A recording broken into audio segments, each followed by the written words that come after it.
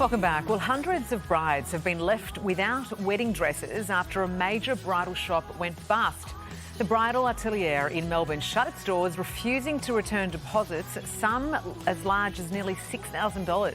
Bride-to-be Hannah Connolly joins us now in Melbourne. Hannah, thank you for joining us. You bought your dream dress from this shop. What happened next? Yeah, it's a real disaster, to be honest. Back in January, I went shopping with my mum. She was over from Ireland and really seized the opportunity to go purchase my dream dress. Visited the store in Melbourne, landed on my dream gown, went in the following day to pay for the dress, to put the deposit down. And fast forward to Monday, where I received an email from lawyers stating that the store had actually gone into liquidation. I wasn't going to get a refund, and they didn't even know if an order had been placed with the actual designer.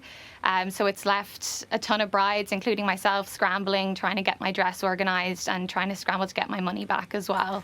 And this is the heartbreaking thing. I mean, you invest so much time, so much effort and energy into picking the perfect dress. You've now been left in limbo. You've paid the deposit. How much money have you actually lost?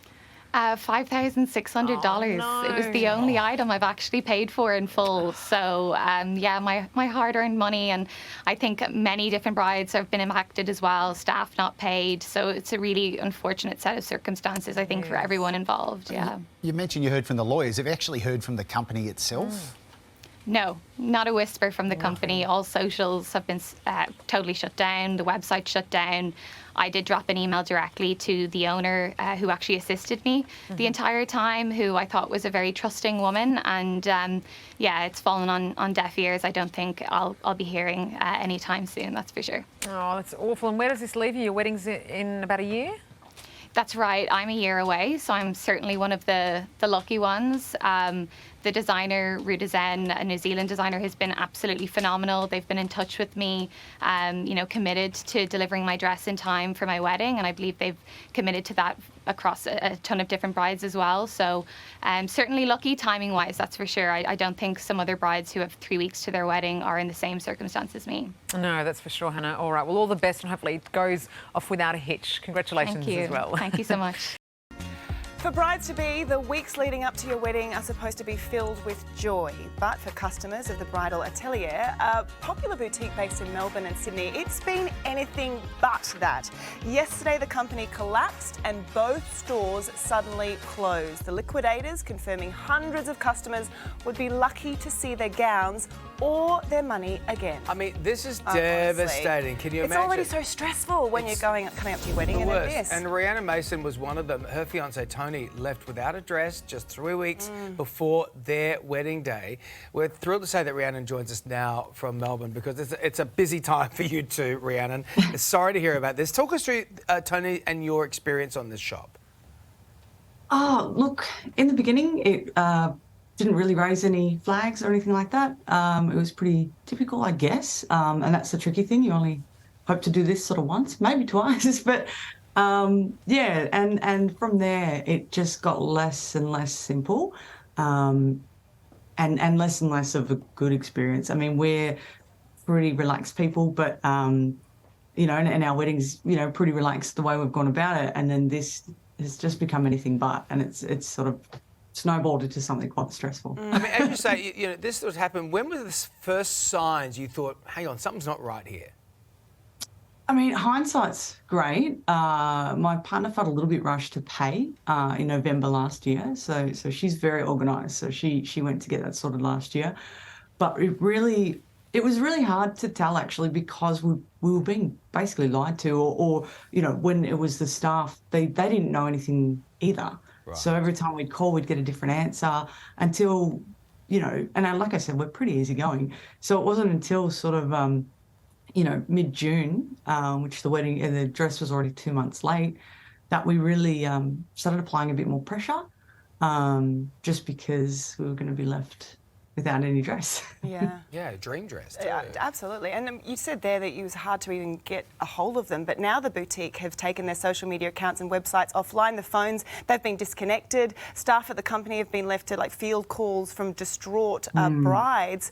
How is Tony coping with all of this? Because I know that you've just had to kind of, you know, help out and deal with this for her.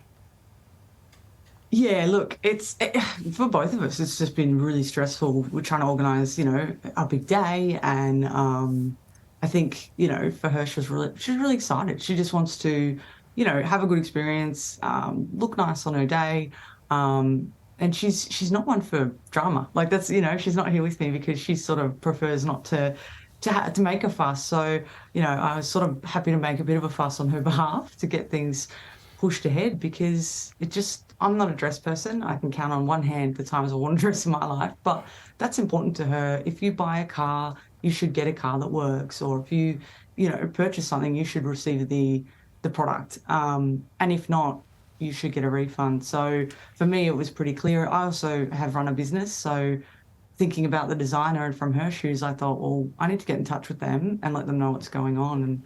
And that sort of prompted us to even receive the dress. So we're pretty lucky. Is that what happened? So you reached out to the designer, what did the designer say? Did they know about this situation? They were very professional. They sort of said, oh, your dress has passed quality checks. We'll get in touch, and then the owner of the bridal atelier called us and just sort of said, oh, no, it's late because of the designer, etc. And then a few days later, we got a call from the designer saying it's not late. It's been ready since April. We haven't been paid. Oh, wow. So that was pretty brutal. Yeah. So I think on both ends we were being deceived, and I think the same for the staff. So there's a lot of different victims here, and there's a lot of people that have been treated unfairly. But lucky that Tony will get to wear her dream dress Exactly. on the day. What is the plan? We're actually, it was, cool, calm, collected was our plan. We're hoping to have a great night. We'll be at Rupert on Rupert in Collingwood with friends and family, and that'll be great now that she doesn't have to wear a potato sack. Well, you know what? Much love and happiness to both of you. Hopefully this is the only wrinkle in your time with Tony, Well done to the designer. Yeah, well done to the designer too. And well done, yeah. And also the well staff. done for you for being sort of acknowledging that the staff involved here, that they're being lied to as well. I think that's a really important thing to remember. Rhiannon, good luck to you and Tony. We're sending you all the love. Thanks so much, guys. Have a great one. Yeah, happy wedding day. Boy, oh boy, it's such a stressful time when you put that factor in on top of it as well. Well, and then that's a lucky couple, but there are plenty of couples out there who, they won't be able to wear that dream dress. There are indeed. All right, still to come. Hey there, Today fans. Sarah and What's my name again? oh my God, Carl. Hey, thanks for watching our YouTube channel, though. Subscribe now for more news, special reports, and amazing Aussie stories. And Carl misbehaving, Whoa, of course. that never happens. Always happens. What's she talking about?